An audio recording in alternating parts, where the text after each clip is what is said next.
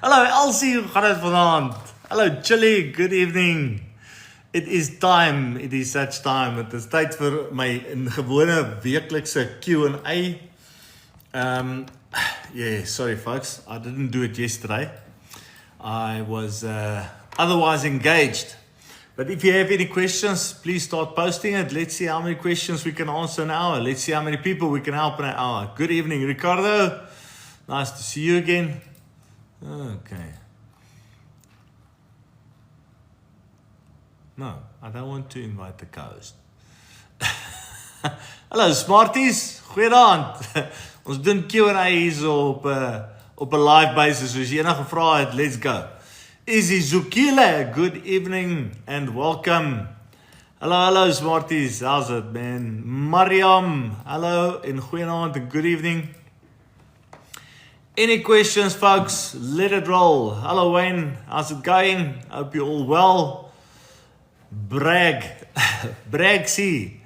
I wonder what the dots are for, Bragg. Bragg .C. Okay, maybe you should not answer that. But in any case, good evening.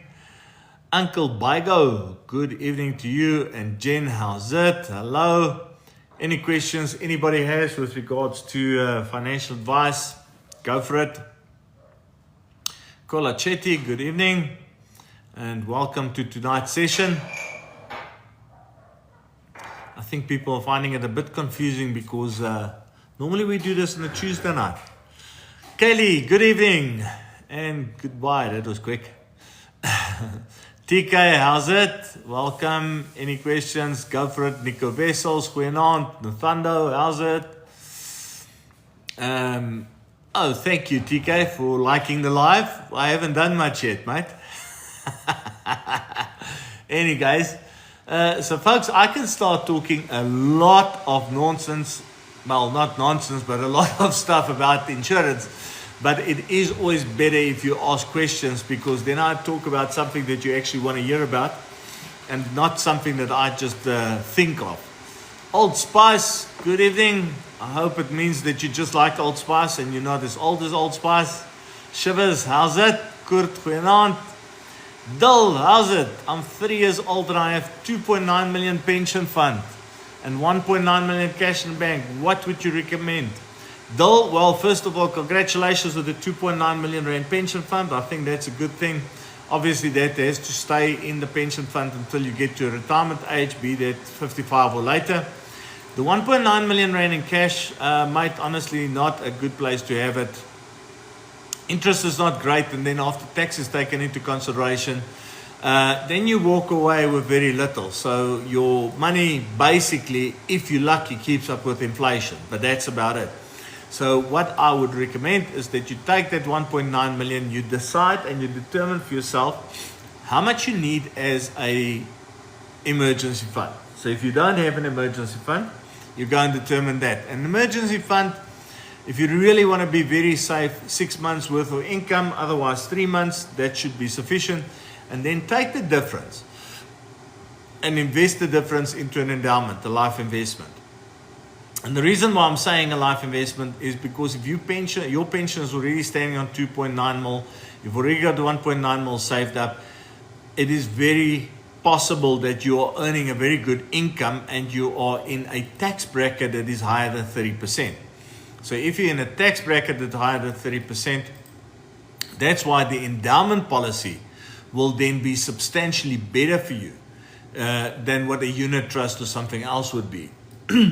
So Dol, that would be my advice. So let's assume, Dol, for 1 second, that your income that you're earning is 50,000 rand a month.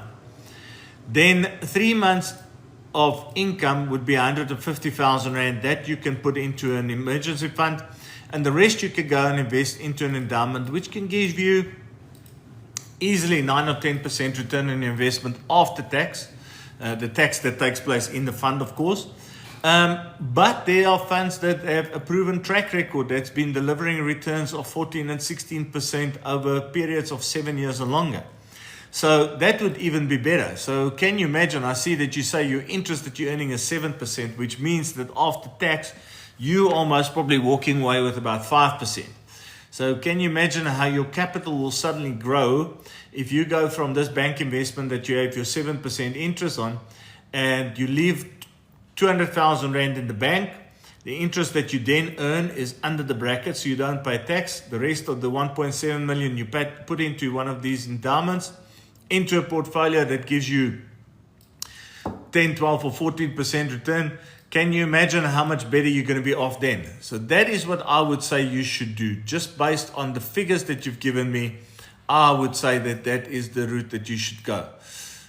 Obviously, as I always say, the only way to give proper advice for somebody is to actually consult with them, because I can tell you now that investing into an endowment is a good idea. But for all I know, you sitting with, I don't know, big expenses. You've had some bad luck in life and you're sitting with a hell of a bunch of loans and credit cards, whatever.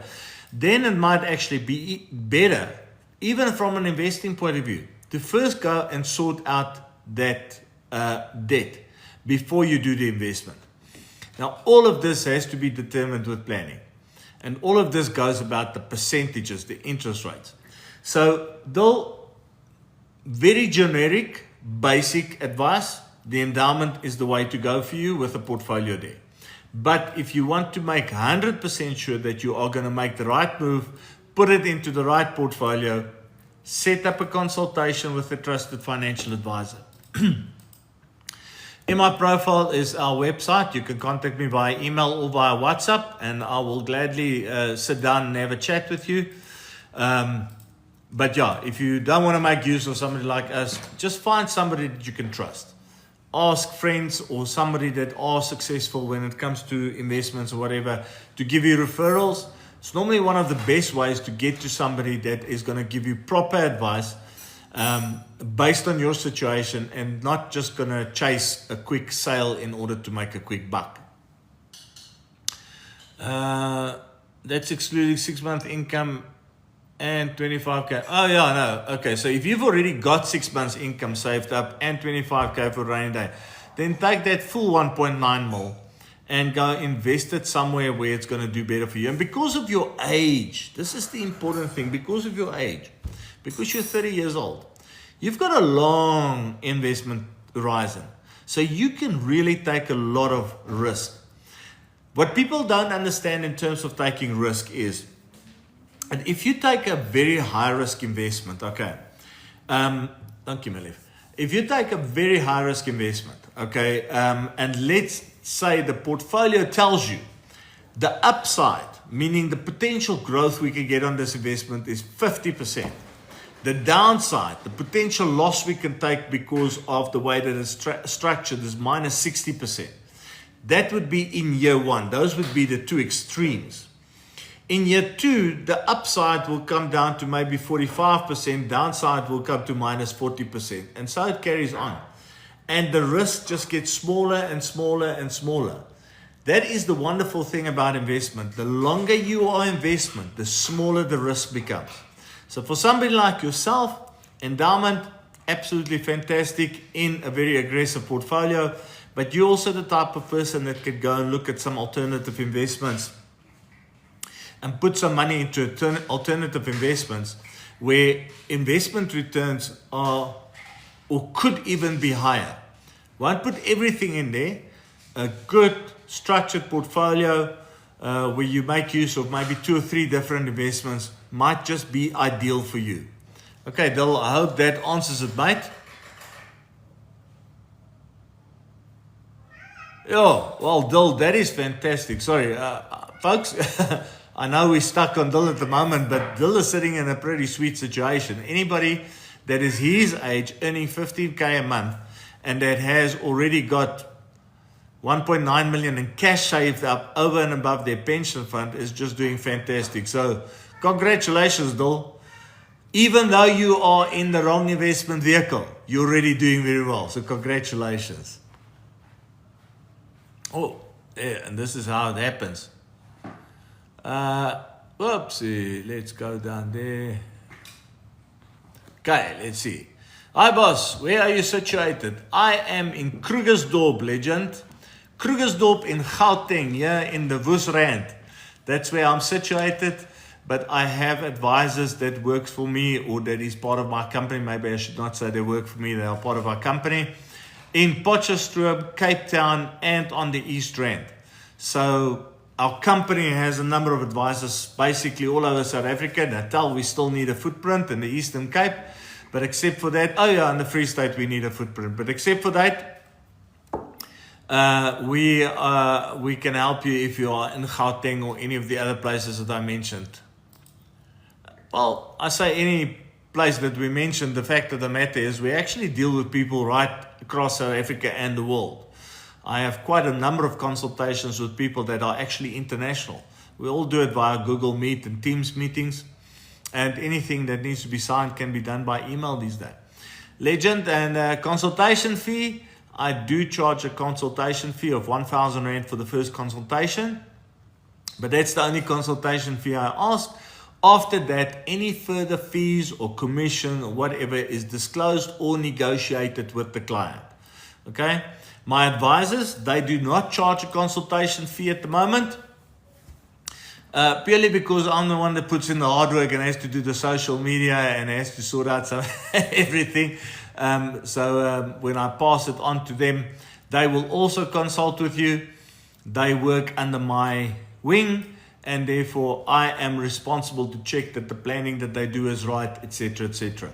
I have got a number of advisors that are very experienced and can match me in terms of knowledge and experience. And then I've got a few advisors that are on the younger side, but very dynamic and much more technologically orientated than me. Let's see.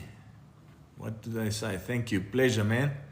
It is wild, though. It's wild that you've got so much money and you're in the wrong place or in the wrong investment, mate. Letzler. Is that right? Letzler. Yeah, Letzler. Okay. I don't even see how that's mathematically even possible. And 15K a month just joined the stream. Letzler, I am not going to ask Dil to give me the inside outs about how he saved that so much money and where he got it from and how he got it and whatever the case might be. But this is what I'm going to tell you. Dil might have inherited a bit of money. Okay, whether he did or not doesn't matter. I'm just saying that might be.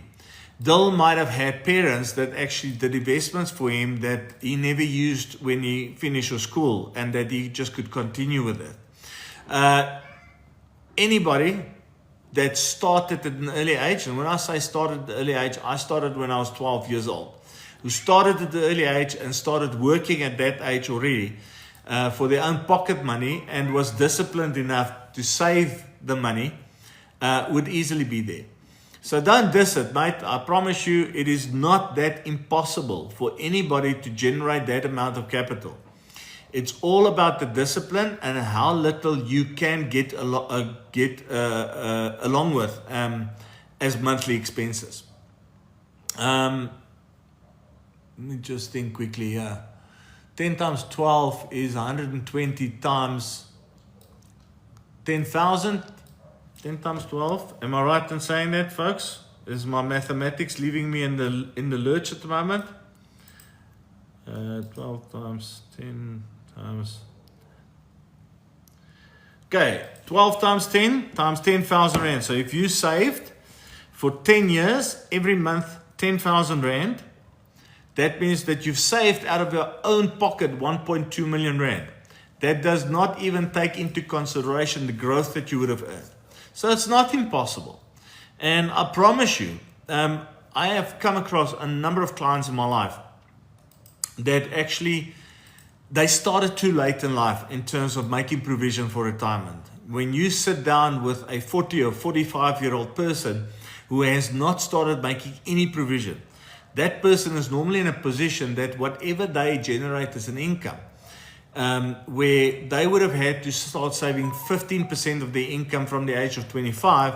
If they're 40 or 45, they're sitting in a position where they now have to start saving 60 or 70% of their income because they are so far behind in terms of their provision. And you might not believe it, but I've sat with a number of people that were in exactly that situation, that woke up with a major shakeup, realizing that they have been spending money on nonsense, eating out 4 times a week, taking 3 holidays a year, whatever the case might be. And then the moment we say, okay, now you have to start doing the discipline, do a budget, and that we're easily in a position to start saving 40 or 50% of their salary, because they were wasting their money on literally stuff that was of no importance. So don't diss it. It's very possible. There we go again. Every now and again something happens. Okay, let's see. Oh, hang on, folks. I have to go back a little bit, yeah? But I'm almost with you.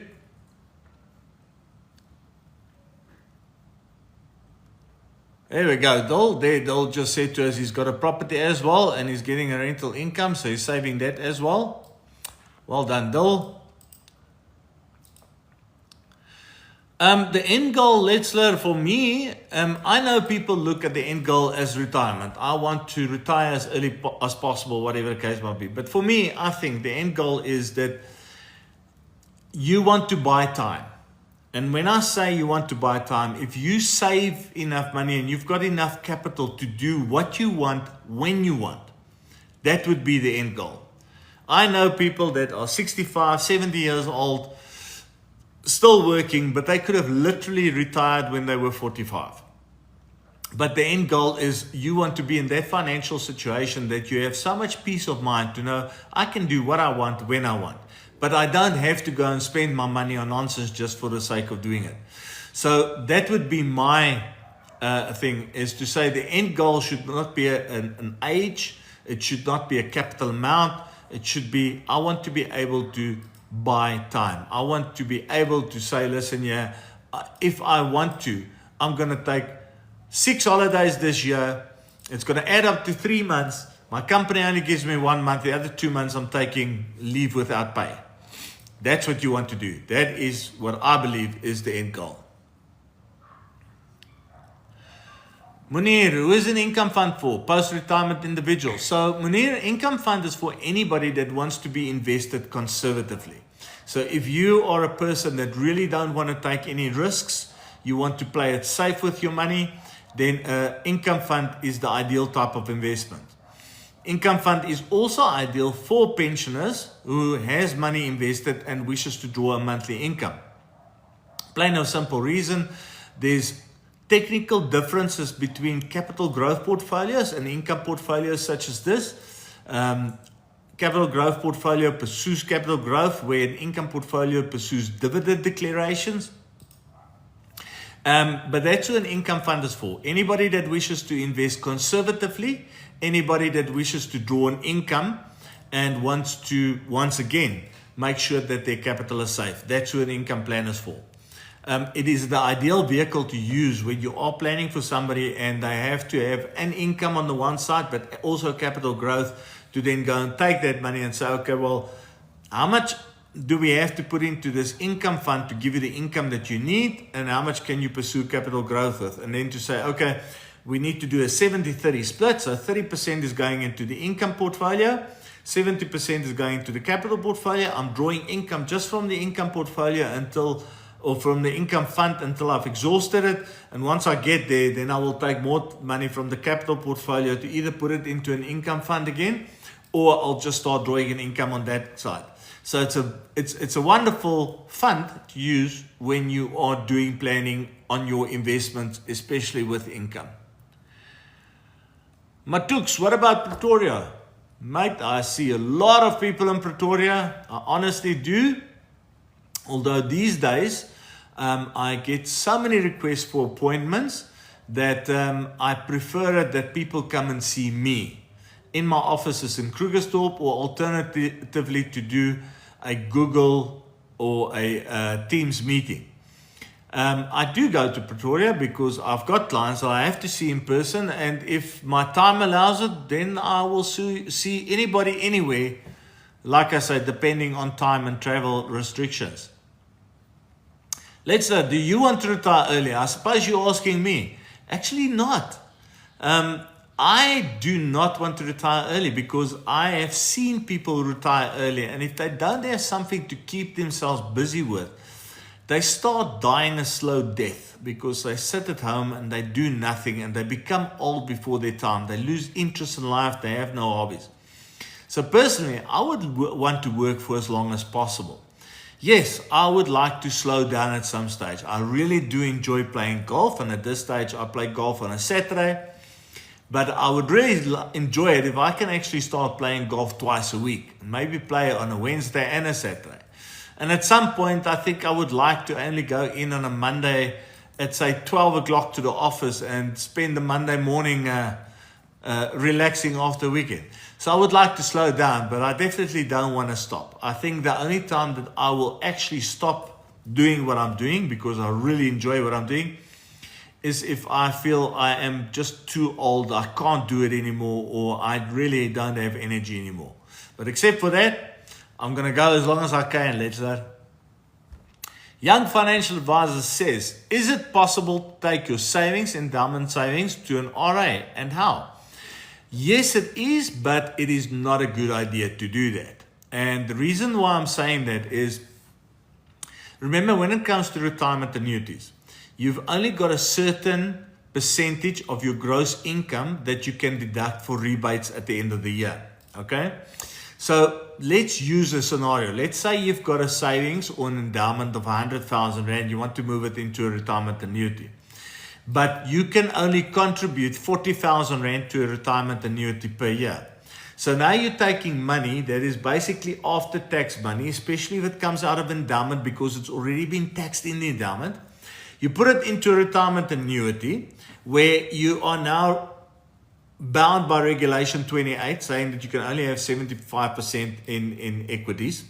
You put that 100,000 Rand in, but because you can only deduct 40,000 Rand for your tax rebate for the year, you've got 60,000 Rand that you don't get the benefit from. Then that rolls over, you can deduct it the next year or somewhere in the future. But now you get to retirement and now you start taking an income. Remember, that income is taxable again.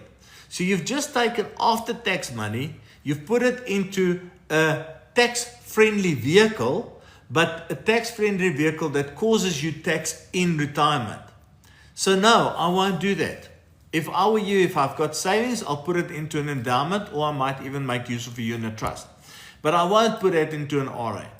Into an RA, you go and put the 15% of your gross income per month that you should be saving towards retirement. Okay. Yes, if you have money in a savings account and you can contribute a bit extra to get that rebate, and it's going to be to your benefit from a tax perspective, then you do that. But definitely not money from an endowment. That will not be a good move. Okay, Mr. Young Financial Advisor, I hope that answers it for you. Fair enough then. I also enjoy working. I'm working really well for myself. Fantastic, Leslie. Good to hear that, man. But I also spend a lot of time and money traveling and buying nice things. I hope you don't spend too much money on the traveling and the buying nice things, and that you do end up with not enough one day. So here's the one thing. As much as we say we are going to work for as long as we can and we enjoy work and whatever the case might be, we have to have a balanced view when we do financial planning. And when I say we have to have a balanced view, is we have to look at everything in your life. Disability for somebody like you and me is one of the biggest risks in life. We all believe that we are going to be healthy and good for the rest of our lives, but nobody can say when an accident happens and something happened that you can't work anymore. Nobody can say that our health is going to stay super great until we get to the age of 110 before we pass away. Lots of people, unfortunately, get sick easy in life and then they can't work. So you have to have a very good balance. You have to look at saving for that potential one day that even if you don't want to retire, that you're forced into retirement. And that's where the disability comes in, is you have to make provision by taking out disability cover to make sure that even if you don't save enough money, you've got some cover that can help you out when there is a problem. So as much as you like traveling and buying nice things, Lester, do it in moderation, because everything that is material, it stays here on earth when we pass away, okay? Definitely need some of your discipline. Trust me, that is one of the biggest problems for most people. That is financial discipline. 9 out of 10 people that I talk to, the problem is financial discipline. They don't have a budget, they don't work on a budget. They get a higher salary, they believe that they need a bigger house. They have not had an increase in their family, so they haven't got a new kid or anything, but we need a bigger and a better car. It is ridiculous how many excuses people make and how many excuses people find because I need a bigger TV, I need a new lounge suite, I need a bigger car, I needed this, I needed that. So yes, financial discipline, absolutely paramount. If you've got that, you'll be sorted.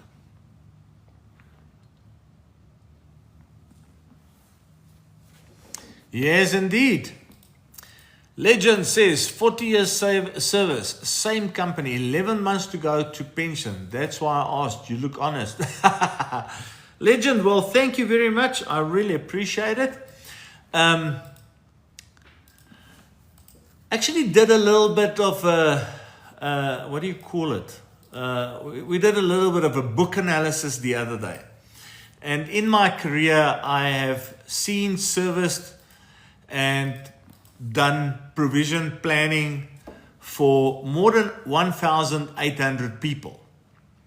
And out of those 1,800 people, up until last year, November, December, I have 340 active clients. Now, when I say active clients, this is clients that I deal with on a yearly basis, that makes use of my services on a yearly basis. The other clients have either moved on, or I can't reach them anymore, or they don't want any advice. Unbelievable how often you do a planning session for somebody and you put in place a retirement annuity or a life policy, and then you just never hear from them again. You can't get hold of them. So yeah, 340 active clients. And since I started doing the TikTok, I get a lot of requests of people that wants to come and sit down and talk to me. As a matter of fact, I sat down with a gentleman this afternoon that's been working with the company for a very long time and is also retiring at the end of the year, as a matter of fact, in October, who's come to see me and who has basically decided he wants to make use of my services. So all I can say is, Legend, put me to the test. Worst that can happen is you don't like me, or you don't like what I have to say, and you have to go find somebody else. All the best. I'm not dissing it. I'm giving him his props. No, I understand you're giving him his props. I just thought I'd put it in perspective. That's the only reason I was giving you that little explanation. Oh, and there it goes again. Every now and again, I try and scroll through, and then something disappears. Let's see. I hope I'm not missing people here. There we go. Yo, folks, there's a lot of questions tonight. If I don't get to everybody, please send it to me on WhatsApp. I'll answer it. I promise you. I promise you.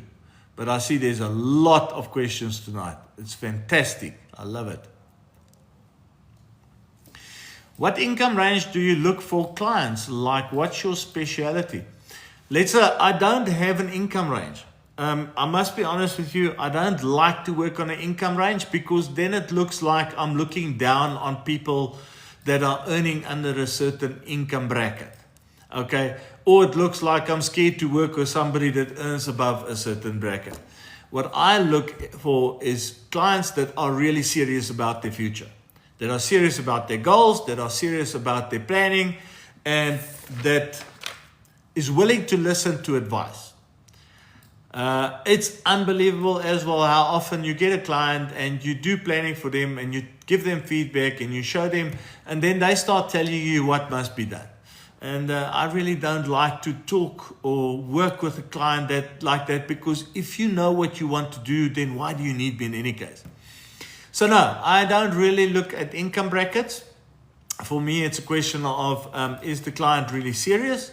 And like I said earlier, I do ask a consultation fee for the first consultation of 1,000 Rand. So if you're serious and you're willing to pay my consultation fee, I don't care how much you earn. Whether you earn 500 Rand a month or 500,000 Rand, I'll help you. No problem. Rian says, if I contribute 500 Rand extra towards my pension, what difference will that make over 15 years? So let's have a quick look here. Rian, 500 times 12 times, hang on a second. 500 Rand times 12 months times 15 years. So if it's just 500 Rand, Rian, if it's just 500 Rand and you're not going to let it escalate on a yearly basis, then it means that you will be contributing towards your retirement annuity an extra 90,000 Rand. I reckon that on 90,000 Rand over that time period, you're going to look at earning an extra, most probably 100 to 110,000 Rand in growth. So that should give you an additional 200,000 Rand on your capital. But if you do increase, or if you do choose to increase that 500 Rand per month with 5 or 10% to make sure that it keeps up with inflation, it's going to be substantially more. Then we're going to start talking 500,000-600,000. How much is enough to retire at age 65, including inflation? Arun, that's a question that cannot be answered. And the reason why I say it cannot be answered is some people can retire with as little as 7,000 Rand per month. And that will be sufficient to keep them. Other people needs 120,000 Rand a month. And that's the only thing that will keep them in a safe space in terms of income. So how much is enough is not dependent on the age. How much is enough is dependent on how much you are going to need. So this is a quick calculation. Let's say that you are earning 10,000 Rand per month. Standard is that if I could retire tomorrow, I would need to retire with 80% of my current income. So if I am earning 10,000 Rand, I should retire with 8,000 Rand a month. So that's what one must do. Is first of all, you go and look at what is it that I need as an income at retirement. And you use your basic, or you use your current salary to determine that, or to make that calculation. And then once you've done that, then only can you go and calculate how much capital is going to be needed in the future for that type of income. So the one thing I can tell you, a very basic calculation that people use, and that it's not too far off the spot. I would say it's correct to 85% of the people that uses it, is if you take your annual income, okay? So let's say your annual income, because you're earning 10,000 Rand per month, is 120,000.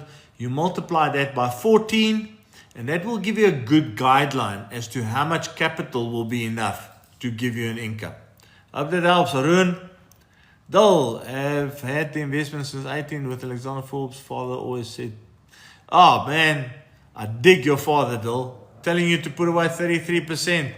Man to my heart.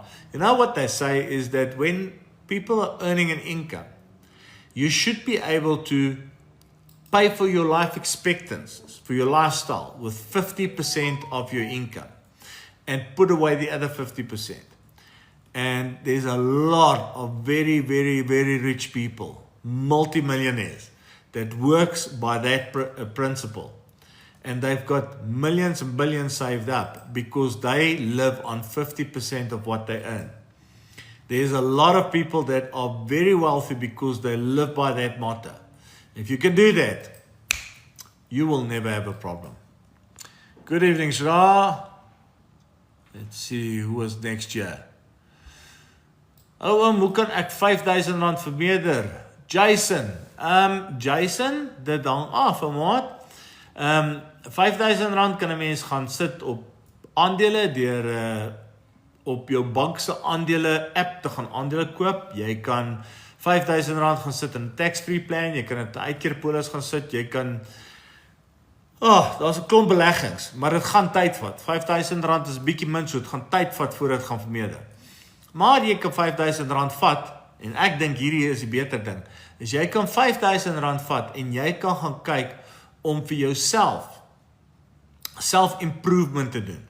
So jy gaan doen kursusse wat jou gaan beter skills gee.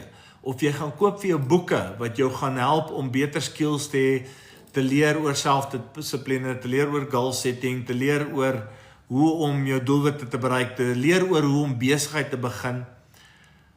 Jy kan 'n besigheid begin met R5,000. So daar is 'n klomp maniere wat jy kan doen. Nou ek sal sê, invest daai R5,000 in jouself. Gaan sit daai geld in jouself in. Gaan doen iets, gaan kry iets wat jy kan doen, wat jy kan lees, wat jy kan nagaan, wat jy jouself kan gaan verbeter as 'n human being. Waar jy leer om emosioneel, finansieel, fisies, psigies beter en sterker te word. En dit sal heel waarskynlik die beste manier wees om daai R5,000 te gebruik. Kumal Odarin, what are you doing? I'm a financial advisor. That's what I do. Okay, let's use next year. Seems like I've got the scrolling thing fine now. To earn R5,000 every month from pension fund or retirement annuity, what is the capital required? Okay, let me have a quick squiz here. I think it's about 1.2 million if I'm not mistaken. Yeah. 1.2 million rand. Arun, that's the answer. To earn R5,000 every month, you need 1.2 million rand. And now this is the thing, okay? Sorry, just want to grab a sip of coffee here.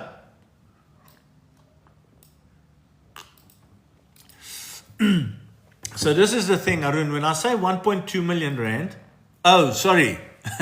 You said 50,000. Okay. So multiplied by 10, that will be 12 million rand. So why do I say you need 12 million rand? Because I base it on what we call a drawdown rate. So a drawdown rate is basically saying I'm going to draw a certain percentage of my capital as a monthly income. And that percentage that I work on is 5%. If you have a drawdown rate of 5% on 12 million rand, you'll be earning your 50,000 rand. And because the drawdown rate is 5%, it will mean that you should get 9% at least growth on your capital, which means, in effect, that even though you're drawing the income, your capital will still grow. And your income can therefore also grow on a yearly basis.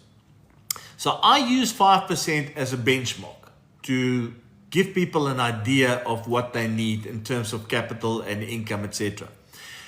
But if you are more conservative, then you should work on a drawdown rate of 4%, because you want to make sure that you're never going to run out of money. So then you're going to look at most probably 14 million rand that you need. But you can also say, no, I'm a much more aggressive person. I am going to take a 7% income. So then you're going to need only about 9 million rand. Because I believe that my capital growth that I'm going to get on my investment is going to be higher. So there's a lot of variations in terms of the income that you can get and will get. Okay? There's a lot of variations. There's a lot of options. So please do understand that when I give you figures like this, it is purely an indication of what is needed. It is not set in stone. What is set in stone is the day that you actually go into retirement is the type of plan that you're going to take depending on what your actual needs is at that stage. Okay. And I'm talking as if we're talking about retirement. Yeah. Lots of people just have money and they can use it for an income so that they don't have to work. So it doesn't have to be retirement. Izzy Sekolo, hello sir. Is it wise to invest in SA retail savings bond via bank? If not, what's the best option? Man, Izzy Sekolo, we actually answered this right at the start of tonight. No, I don't think SA retail savings bond is good. bottom line is the interest rate it's giving at the moment is maybe 10.25%. After tax, it's only 8.25%.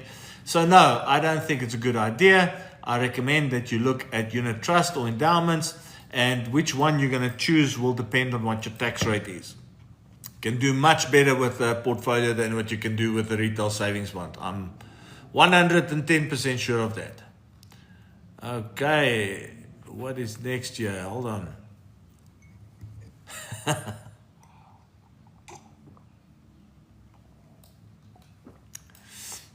Letzler says, I've been on 30 international trips in the past 3 years, predominantly work. I just turned 22.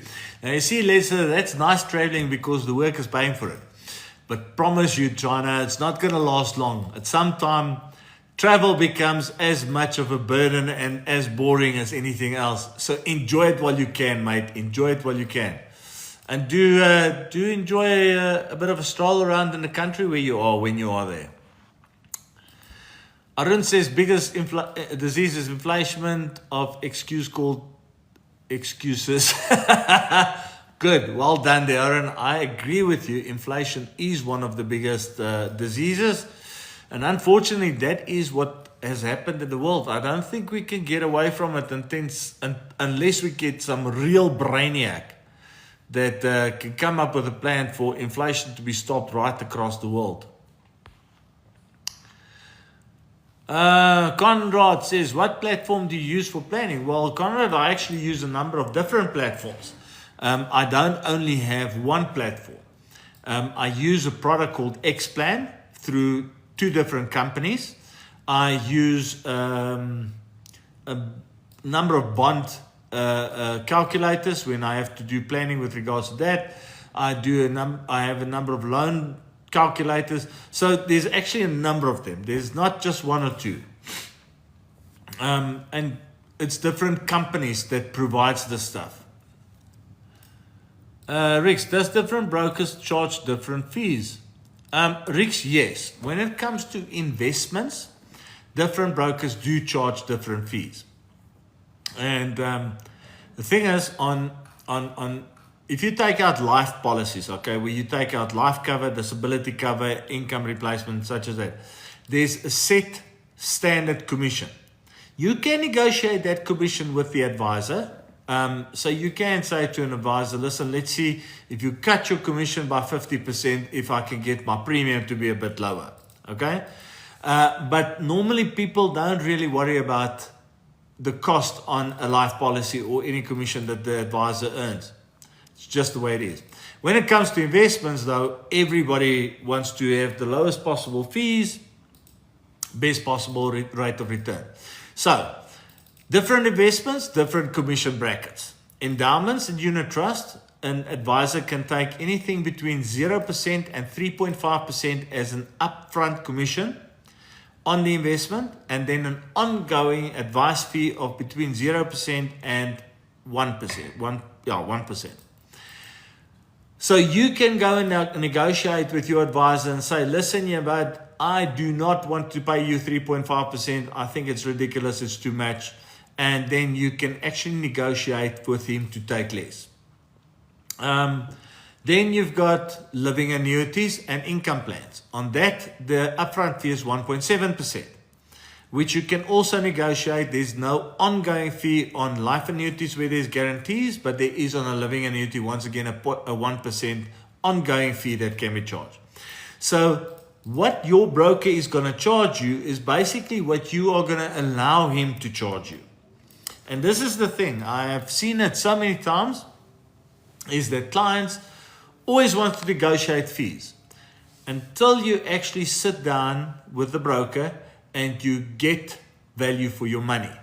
If you come and you get advice by me and I give you proper advice, you won't actually care how much I'm going to charge you for the investment that I'm doing, because the value that I'm going to give you in terms of my knowledge, expertise, and service is going to be more than enough to cover that fee.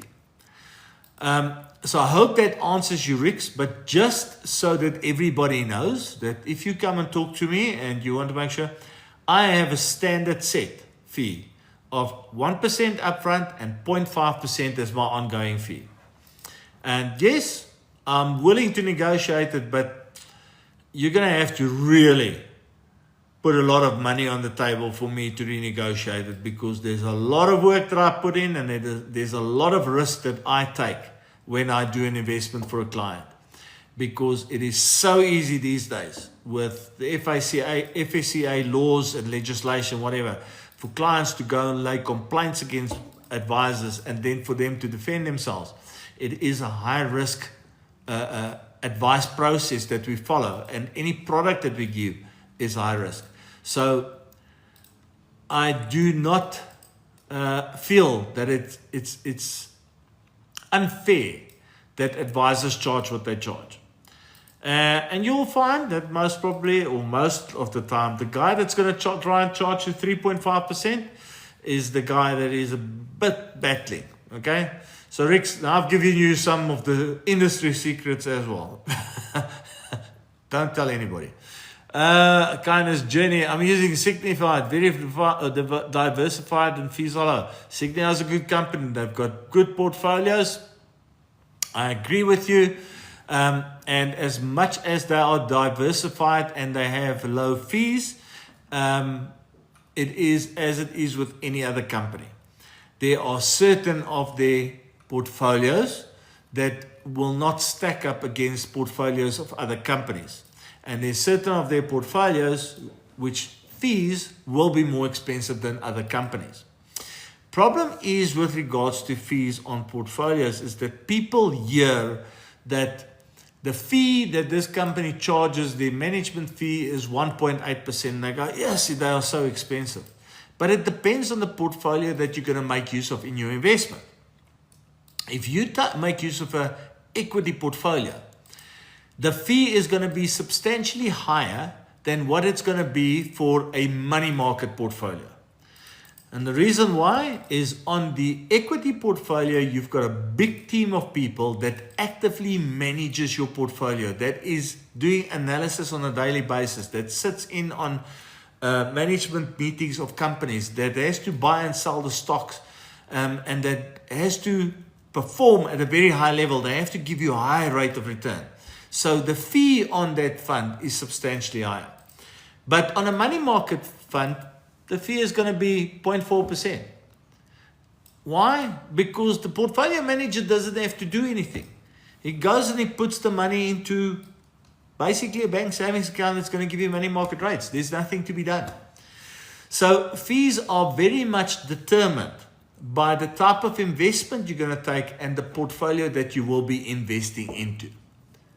And ladies and gents, our power has just come back on here in Krugersdorp. It just went out for no reason this afternoon at 5 and now it's back on.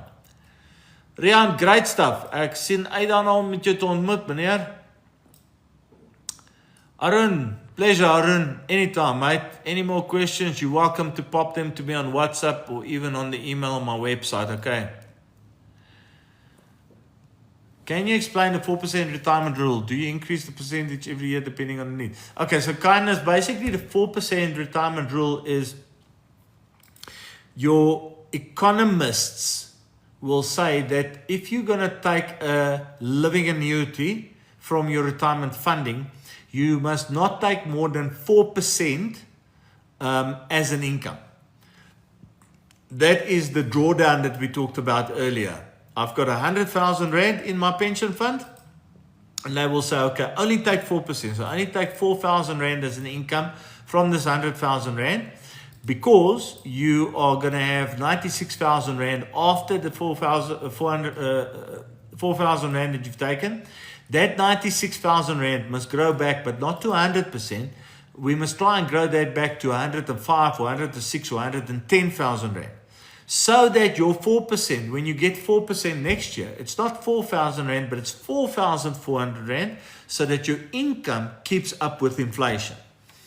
And the 4% that they use is the very safe option, because they know that if you take 4%, the capital growth they can get is going to be sufficient to make sure that your capital lasts you for the rest of your life. But if you take more than 4% and they don't get the returns that they anticipate getting, then at some point your capital is going to go up because you're getting 9% growth, but you're taking 6% income. At some point, the 6% income is going to catch up, and the 9% is not going to be enough because of this difference in capital, like I explained. And then your capital starts going down, and then you're going to end up with no capital. And that's what the 4% rule is. It is the safe percentage to take as an income to ensure that your capital lasts you for the rest of your life. Okay, just me. Could I have 1,040,000 rand, it looks like. Okay, at the moment, with 26 years before retirement. Congratulations. Congratulations. 1,040,000 rand, great amount of money. Whether it's enough, can't tell you. Depends on what you're saving, how much you want at retirement. Do you have any debts that need to be paid off, etc., etc. But as long as you've got that, keep on saving, keep on investing. You will have peace of mind for the rest of your life. Very good. Carry on. Cape Town Klonkie. Goeienaand, minister van Finansies. Hoop het gaan nog goed. Dankie Cape Town Klonkie. Dit gaan inderdaad. Is lekker om weer vir jou te hoor. Salary is 49k and I contribute 7.5. Do you think I'd be able to? Whoa. No, just me. Now that we know that part, no. No. You are in trouble, Kazi. Your income is 50k. You've only got 1 million. You're only contributing 7.5%. No. You're going to have to seriously look at your retirement planning. You're going to have to start seriously saving additional money, because you are going to be in a position that when you retire, you're only going to end up with 30 or 40% of your actual income in the last year. So you're going to either have to bring down your expectations at retirement substantially, or you're going to have to start saving a lot more. So just me, sorry to say, mate, but just based on the figures you've given now, you've got a bit of problems. You need to start planning quickly. You need to start doing something, okay? Please use English. I don't understand. Lebo, I do use English, but every now and again somebody asks something in Afrikaans and then I answer them in Afrikaans. Okay. I know it's not wonderful that I do that, but I feel you answer somebody in the language that they ask. And yeah, okay. Don't ask me in Zulu, of course. I won't be able to answer that. Okay. I do apologize. I'll try and keep to English. Okay, Lebo. No, you just be, like I just said, you're not even going to earn close to your salary at retirement. You have to sit down with somebody. You need to do some planning, mate. Miss Anne, hello, please explain different portfolios to invest in, especially around tax or to avoid tax. Okay, Miss Anne, we can never avoid tax. Tax is here and we can't avoid it. Okay, so a portfolio, okay. If you buy shares on the Joburg Stock Exchange, you buy shares for Sasol or you buy shares for Pick n Pay or whatever the case might be. So then you are directly investing, buying and selling shares. When you take a bunch of shares, when you buy 10 different shares and you put them together in a little package, it's called a unit trust. Okay? And then if you take that package of shares and you add onto it property, bonds, and cash, then it becomes a portfolio.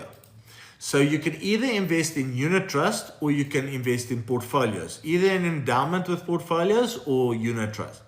If you invest in unit trust, okay, there's no tax on the growth that you're earning. But when you get to the point that you withdraw the money, then they say, okay, how much have you saved up? 1 million rand. How much is the actual value of your investment? 1.5 million rand. That extra 500,000 rand is then the capital gain that you've earned on your unit trust. And then you pay capital gains tax based on your personal tax rate on that 500,000 rand. Okay. On the other side, endowment. If you have the portfolio and you're investing in the portfolio, the investment manager, the portfolio manager that manages that portfolio for you, he also has to pay capital gains tax to SARS on the growth in the portfolio. But he pays that at the company tax rate of 30%, and he takes care of it on your behalf. You don't see it, you don't feel it, nothing, because it's already been taken care of by the fund manager. So now in the same scenario, when you get to the day that you want to withdraw the money, you've put in 1 million rand, but it's worth 1.5 million rand. then what you will get out is 1.5 million rand because the tax has already been sorted out within the portfolio. So that's how the two different ones work. So normally, the normal good advice is to say to somebody that earns an income and is on a tax bracket of 30% or lower to say go into unit trust. And the good advice is to say to somebody that is on a tax bracket of higher than 30%, go into an endowment and a portfolio. But we have to look into the future as well. If I tell you to invest in a unit trust because you are on a 30% tax bracket, doesn't matter which way you are, or say you're on a 26% tax bracket and I say invest in unit trust, but 2 years down the line, your salary has increased and now you are on a 36% tax bracket. Now we have to make a plan because those unit trusts and the capital gains you're going to get on it is now going to bite you in the future when you withdraw it. So that's where the planning comes in with regards to investments. On retirement annuities and tax-free plans, there is no tax on the growth that you earn. It doesn't matter whether you make use of a tax-free endowment or a tax-free unit trust, there is no tax on the growth. On a retirement annuity, there is no tax on the growth. Retirement annuities, you even get tax back from the receiver for the monthly contributions that you do. You only get taxed on the income at a later stage. Okay, so the product that you go into and then the fund or the portfolio that you choose is going to determine what the tax implication is going to be for you. So Ms. Ann, that was a quick 2-3 minute explanation. I hope it works. Oh, Cape Town, Klonkie, make a plan with a credit card. Pay it off, come hell or high water. Those are the most evil things in life, I swear. There we go, give the badge. Oh, ladies and gents, I see it's almost 7 o'clock. I don't know if, I'm not going to get through everybody. I'm terribly sorry. I'm not going to get through everybody. I see there is a number of people that have asked questions. So I'm going to do quick fire answers here. Let's see what I can do in terms of that. Okay, so we've gone through that guy. Let's see if we can do a couple of very quick fire answers. Do you offer one-on-one consultations? Yes, Mama Koze, I do. I charge a consultation fee of 1,000 Rand, but you can speak to one of my advisors if you don't wish to pay a consultation fee. They do consultations for free. Contact me on the WhatsApp number in my profile or via the website, and we will do a one-on-one consultation with you. Best investment, if you have 1.2 million, Peter Stryker's trade on, that is going to depend on your personal situation, sir. Income, expenditures, assets, liabilities, dreams, goals, etc., etc., etc. There's a number of things. Can't give you a straightforward answer because I don't know your situation. For some people, unit trust is going to be best. For other, an endowment is going to be best. For somebody else, it's going to be completely different. So only way I can tell you is if I consult with you and I get to know you, only then can I give you a proper answer. A while, says Peter Stray. Okay, Peter, I hope I've answered that question for you. Rix, I retired June 2025. The cost if my provident fund is an old mutual. No, Rix, you pay the normal stuff on provident funds. The cost that there's going to be is the day that you transfer your provident fund into an income product, because you're going to have to do that. And that cost is once again going to be basically the advisor fee and the contract fee. So the cost on your provident fund, if you convert it, it's going to have to be a maximum of 1.7% unless you negotiate a lower commission, like I said to you. Come on, see. Chris, hi. Explain Regulation 28. Why some nobody charges Regulation 28, kindness. Regulation 28 is what the legislator says, the oak that makes the laws. He says, if you invest in retirement annuities, provident funds, or pension funds, you can only have 75% in shares. The other 25% must be in cash, bonds, and property. And the reason why they implemented this was because of the market crashes that we had in 2011. Lots of people were left high and dry because they had to retire. And let's say they had R1 million to retire with. Because of the major market crash, that guy at that stage only had 600,000. He lost 400,000 Rand in the market crash. Suddenly, he didn't have enough money to retire on. So the legislator came in and he says, okay, we have to protect people. They can't put all their retirement funds into equities. We have to do something. So we implementing Regulation 28. And Regulation 28 says how people are allowed to invest in their pension funds. So it's not a charge, it's a law. What can you do with your money not to pay tax, please? Tammy,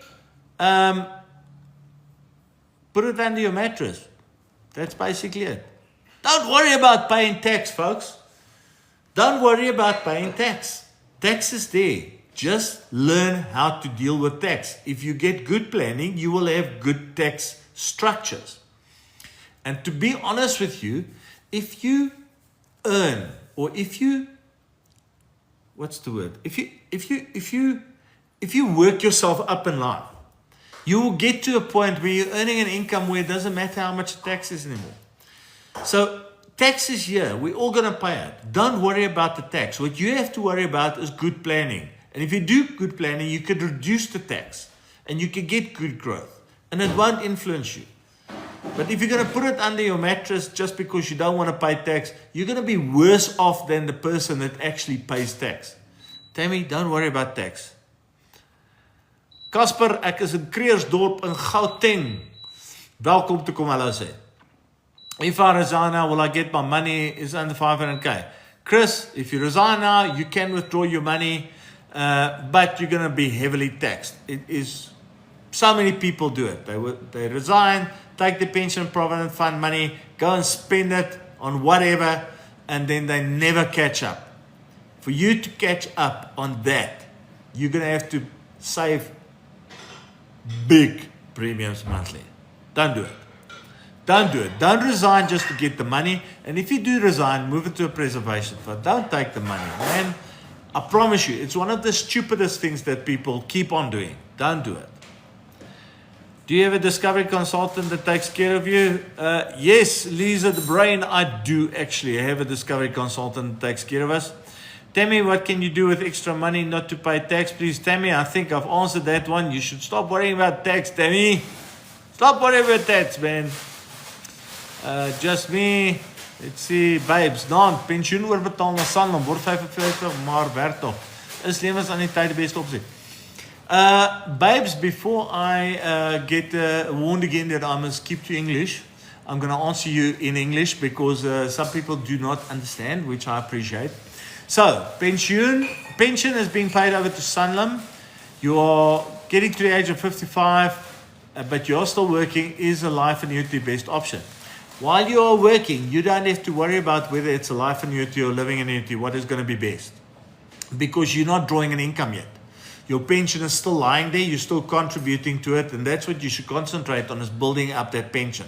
So that's the first thing, babes. Don't worry now about that.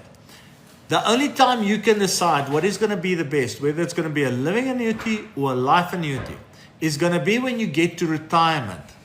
Only then, when you can plan on what you need as an income, whether you need to leave an income for financial independence, whether you need to leave capital for financial independence, whether you need to pay off debt. There's so many things that needs to be taken into consideration. Only when you get to that point, okay, only then can you decide which is going to be best. So don't worry about that now. Worry about that 6 months before you go into retirement. That's when you start worrying, because that's when you have to start planning. Tammy, you say I'm not answering what I'm asking. Well, Tammy, I can't tell you anything else. You're asking how to avoid tax. I can't tell you. Only way you can avoid tax is to put your money under your mattress. Zella, can I retire 2.2 million? I can't tell you. I don't know how much you want as an income. I don't know how long it must last you. I don't know if you must leave some behind for somebody else. Only way I can tell you is if we consult with you, we do a planning session, see what your needs are, and then I can tell you. Okay, folks, it is almost 7:10, so I might just cut off now, but we'll try one or two quickly. Can you tell us how the two-pot affect people on contract employment? Maybe contract expired. Okay, I'm not going to answer the two-pot tonight. Sorry, mate. Two-pot does not affect anybody that's on contract. It affects everybody the same. That's plain and simple answer. You either draw from the two pot and you hurt yourself, or you don't draw and you will have no problem. Steinhoff investors made lots of cash. Yeah, and they lost a hell of a lot when it went under. Casper, Corneille, ek soek 'n minimum risk met die hoogste returns. Waar gaan ek? Dis wat almal soek, Casper. Dis wat almal soek. Casper, afhangende van wat jou ouderdom is en hoe lank jy het, is minimale risiko dalk nie die antwoord vir jou nie. Diversifikasie is die antwoord. Maar ja, ek gaan nie nou dit antwoord nie, want ons is way past the time nou, en ek sien dinge gaan nou klaar wees. Can't explain the present income protecting. No, sorry, I can't do that, man. JSE. Ladies and gents, I'm just not going to get through everything tonight. I am sorry, I have tried, I have done everything I can, but I can't get through everybody. So I don't do shares, so I can't tell you which company pays the highest dividends.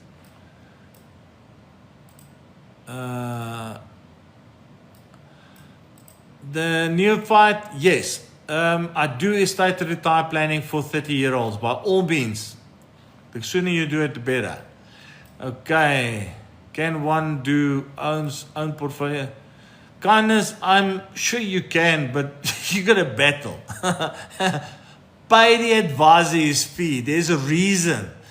If you can't fix your own car, but you insist on fixing your own car because you don't pay a mechanic, how long do you think your car is going to be fixed? There's a reason why you take your car to a mechanic to have it fixed, because that person has certain expertise you don't have.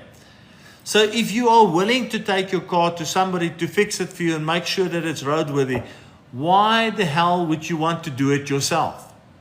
You won't do it yourself because you know that you're not going to be able to get it right. You're going to stuff it up. Same with financial advice. Why do you want to try and save R5 that the advisor is earning? You're going to get so much more value by paying that person, and you don't even feel it because it comes out of the premiums that you pay and the investment value that you pay. It's not even that you have to pay the cash out. In any case, I have to get off that soapbox because I am, If my wife is unemployed, I decide to invest via her bank. How will tax bracket work? Well, basically, Cabello, on the first 300,000 Rand, the interest that you're going to earn should not be taxed, and then after that everything that you earn is going to be taxed. You're going to earn an interest of say 9%, and after tax you're going to put 7% in your pocket. It's not worth it. Put it in a proper investment, Cabello. Put it in a proper investment, mate. Okay, folks, can't get through all of this. I am completely blown away with the amount of people that has contacted me tonight and tuned in.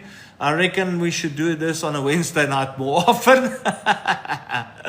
Byron, I'll answer you quickly. Hi, Corneille, inherited 15 million. I have 500k debt. What do you suggest to consider?